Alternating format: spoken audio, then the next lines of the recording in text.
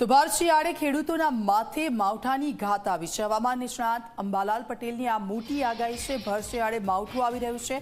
અંબાલાલ પટેલનું આ કહેવું છે 4 ડિસેમ્બર બાદ માવઠું થવાની પૂરી શક્યતાઓ અંબાલાલ પટેલે વ્યક્ત કરી છે।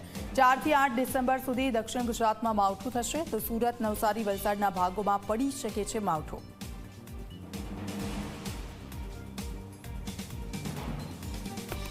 બંગાળ ઉપસાગરના અસરના લીધે અને અરબ સાગરના ડીપ્રેશનના લીધે દક્ષિણ મહારાષ્ટ્રના ભાગોમાં, મુંબઈના ભાગોમાં વરસાદ થવાની શક્યતા છે। તેમજ વિદર્ભના ભાગોમાં કંઈક અસર થવાની રહેશે।